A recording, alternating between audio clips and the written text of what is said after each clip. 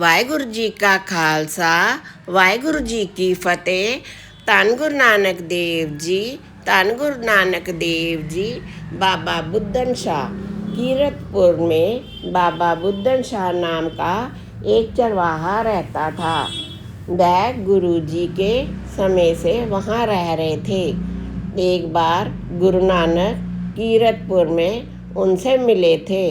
बाबा बुद्धन शाह बकरियां रखा करते थे और अपने भोजन के रूप में केवल बकरियों का दूध लेते थे।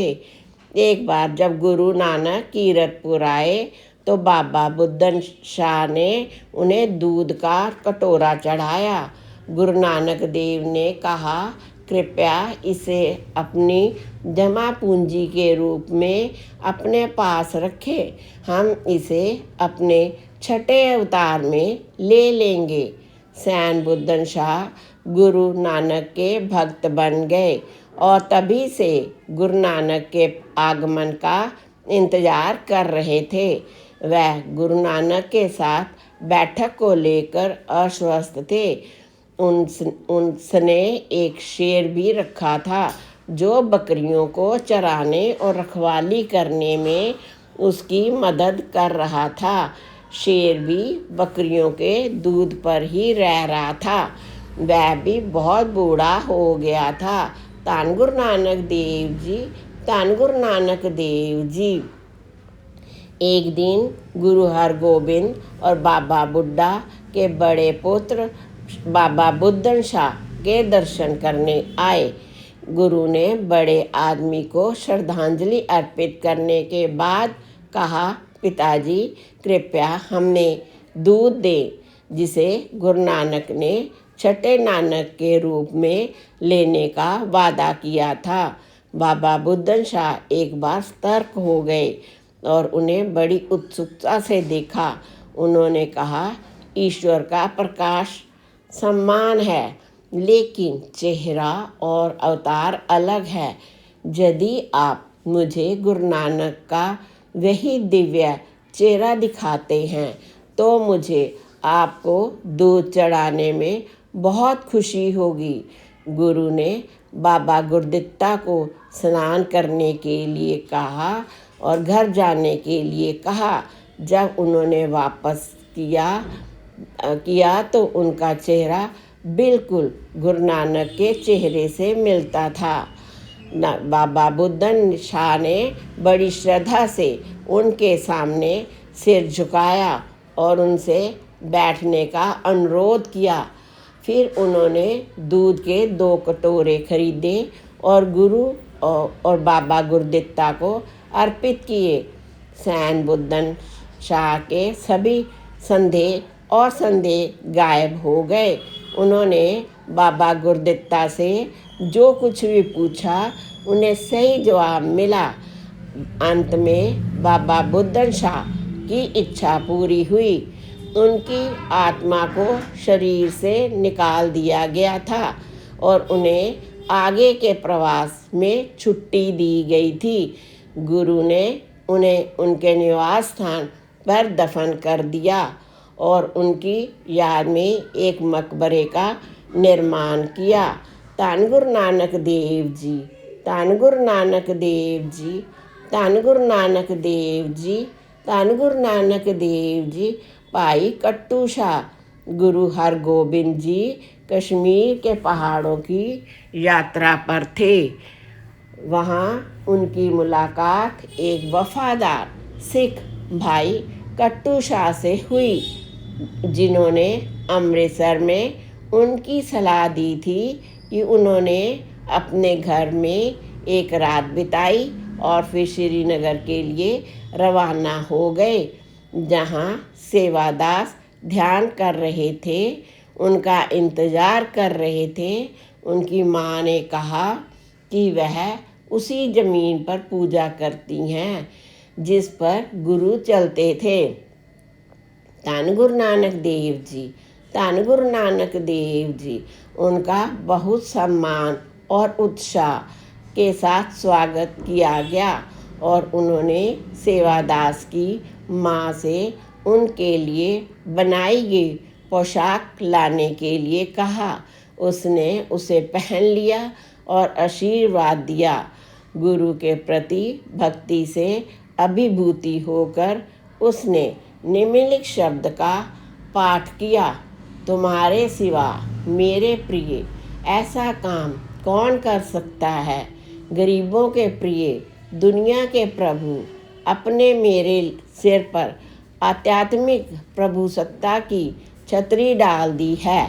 रागबाणी मारू रावादास, पृष्ठ 1106। इसके बाद उसने एक और उनके बेटे दोनों ने उस पानी में से कुछ पानी पी लिया जिसमें गुरु ने अपने पैर धोए थे, और शेष उसने अपने घर पर छिड़क दिया।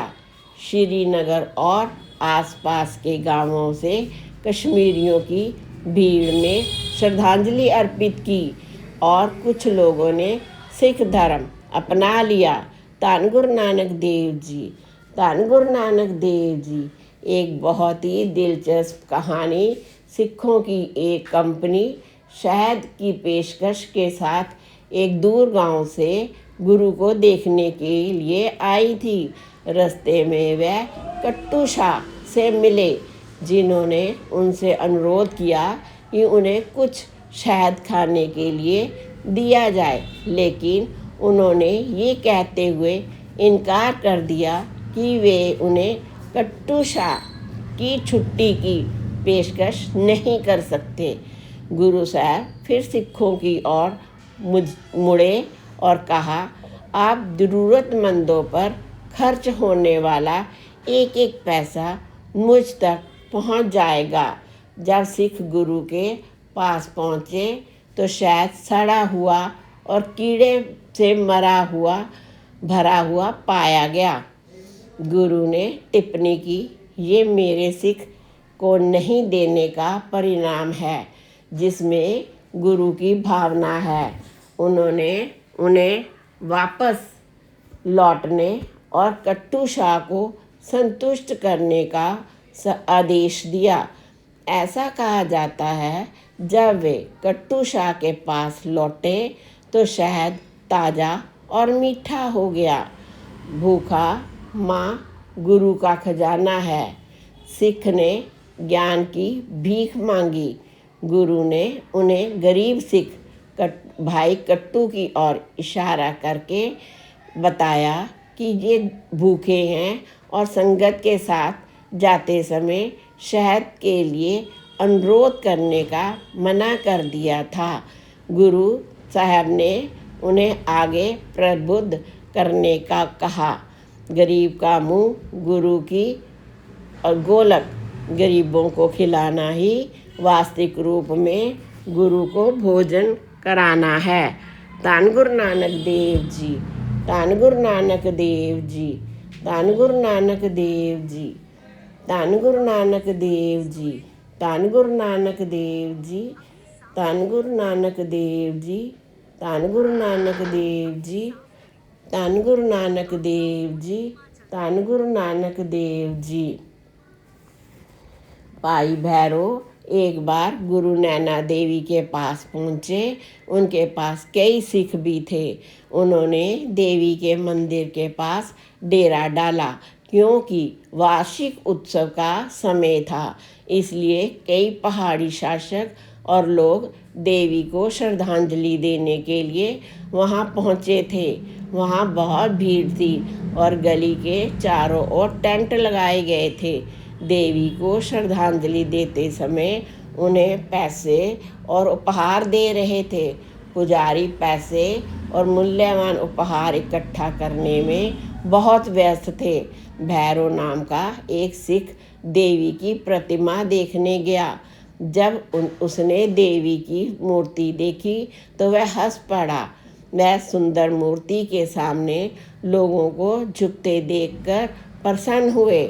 उसने एक योजना सोची कि अपनी तलवार खींची और देवी की मूर्ति की ओर भागा।